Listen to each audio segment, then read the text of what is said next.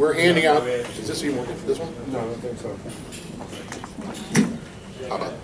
Mine's working. I hear it now. All right.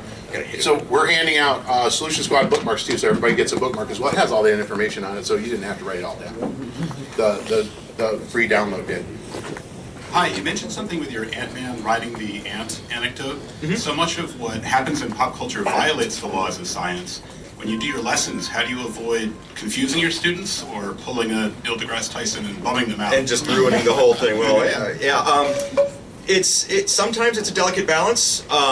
Most often, I will set it up as a question of just, could this really happen? And I tell my kids that it's cool. It's definitely cool. Nothing will ever take away from the fact that that was cool. But let's look at the physics. And I kind of draw a line. I don't, I work with high school students, so there is, nobody goes home crying at the end of the day, like 7th graders can. Nobody goes home crying at the end of the day of, Ant-Man's not real. But we do, I draw that line and say, this is the cool stuff, but let's talk about the science of it. And sometimes it's not fun for them to do that, but 9 times out of 10, I can see that they're getting enjoyment because they understand the science of it. They're not just being, not to name check him again because I know I don't think he's here right now, but he's not like, you're not being Neil deGrasse Tyson on a cranky day where you just say nothing's real, it's all fake.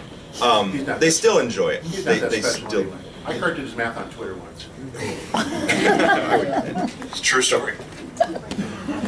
Hi. I teach at Baltimore School for the Arts, so I basically teach artist physics, which is a lot of fun. But one thing I wanted to mention about the copyright, I did a workshop last year where we took a week,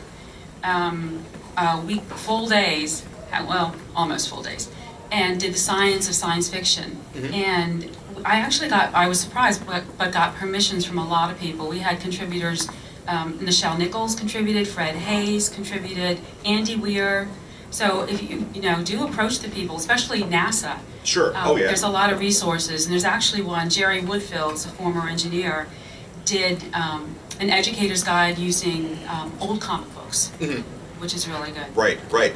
Yeah, there is a whole collection. Where Shari and I see things going with when we start developing our own content. We're going to go into the public domain and just start mining that, and I've already, if my school email is, my little icon for it is Captain Science, which was 1930s character, just gloriously pulp sci-fi.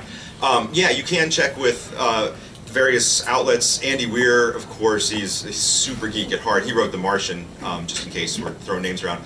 And in our experiences, even smaller publishers, comic book publishers, would be okay, and they would give you permission for a one-time or something like that. The problem with that is, how far do you want to cast your net? For something like a week at a school or something like that, it's good to, you can tie it right in. But for something like writing an article on the site, I can see the website and our classroom stuff is a little bit split. Where classroom, I'm working on those kids right there, and I can bend some rules and get them interested in something. But on website, for instance, the Ant-Man article in Civil War, I think that ended up getting 25,000 views, which was pretty awesome for a pretty hardcore science article. And it got mentions on all these pop culture sites. I wrote an article about